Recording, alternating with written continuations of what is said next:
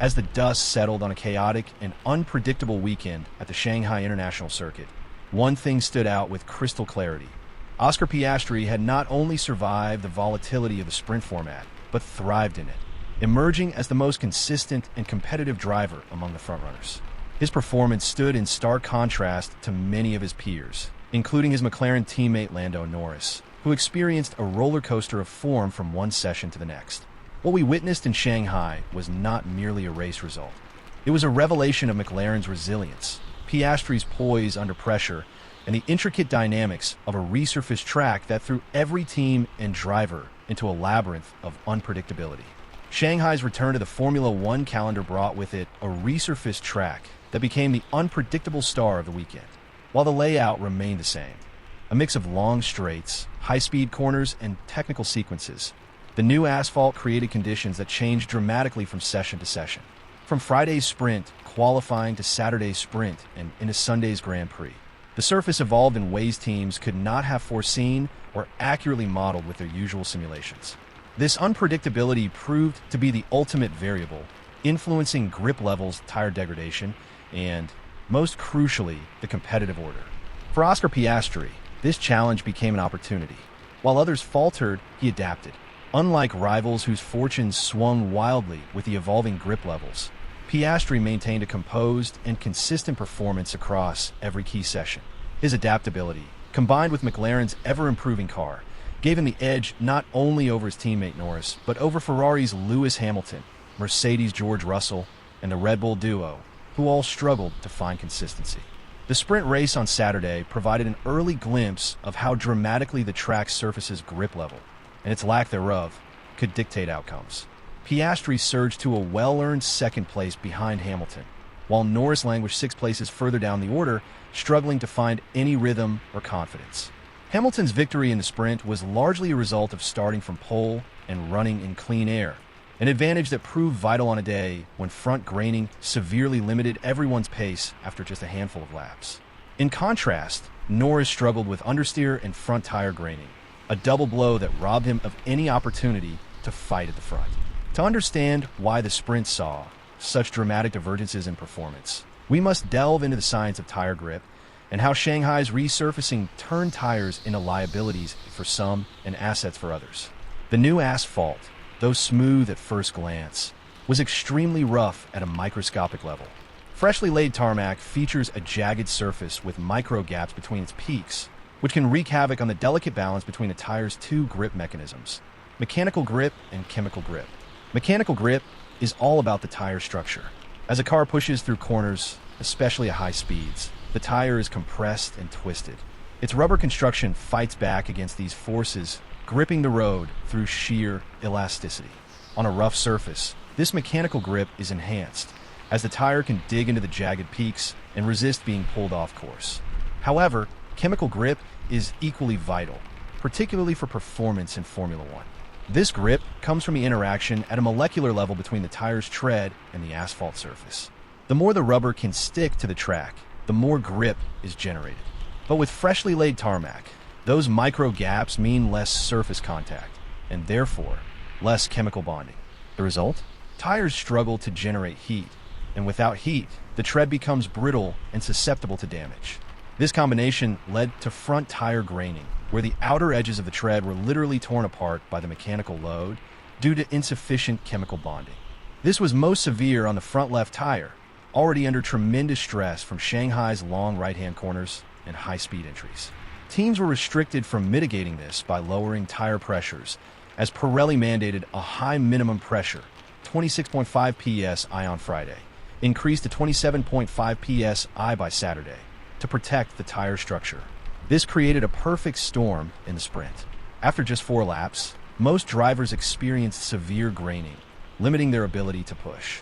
Hamilton's clean air helped mitigate the problem, while Piastri's smooth style allowed him to manage the graining and finish strong. Norris, on the other hand, suffered badly.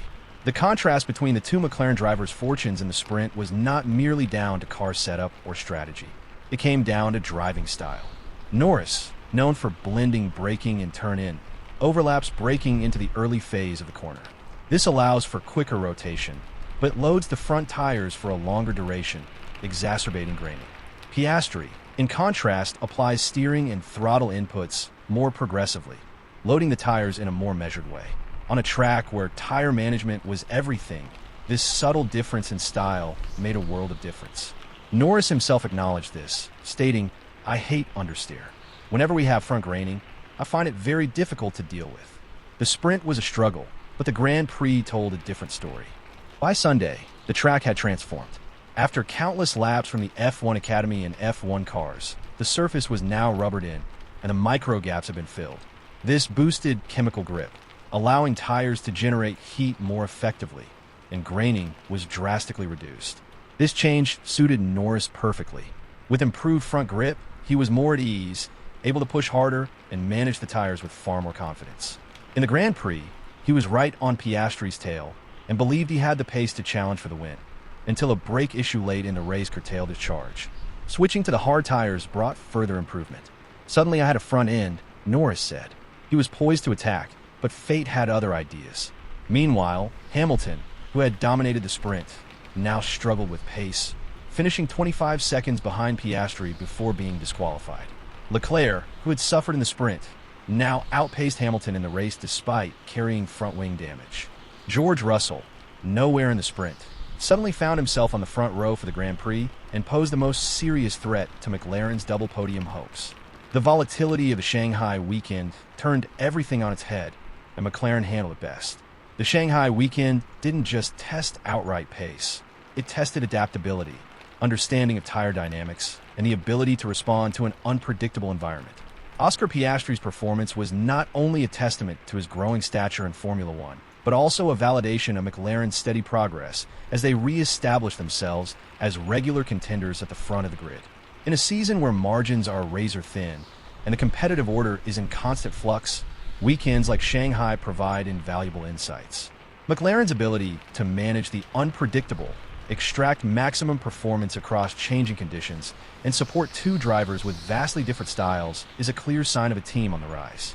Oscar Piastri's calm under pressure, combined with Lando Norris's resilience and bounce-back ability, shows that McLaren has one of the strongest driver pairings on the grid. One that can thrive not just in the good times, but also in the most challenging of circumstances. As Formula One continues its global tour, with circuits that each bring their own unique demands, the lessons from Shanghai will echo throughout the season. For McLaren, they aren't just fighting for podiums. They're building the foundation for a championship challenge. And in Shanghai, they prove they have the tools, the talent, and the tenacity to see it through. Hello, McLaren faithfuls. Stand a chance of winning $1,000 by hitting that like button, drop a comment below, and subscribe so you never miss any McLaren and F1 updates with relaxing ASMR elements. McLaren Faithful's YouTube channel is now covered in English and multiple languages. Your support is what keeps this incredible community growing stronger every day. It costs you nothing to like and subscribe, but it helps the channel tremendously. Let's continue the conversation and share our passion for McLaren and F1 together.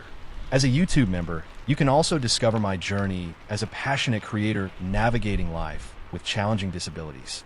Despite the obstacles, I'm determined to follow my dreams and share my love for McLaren and F1 with the world. By becoming a YouTube member, you'll not only be supporting my dream, but you'll also gain access to exclusive content, including untold stories of legendary F1 drivers and much more. Your support can truly make a difference in my life, helping me continue to do what I love. Join McLaren Faithful's membership below and enjoy.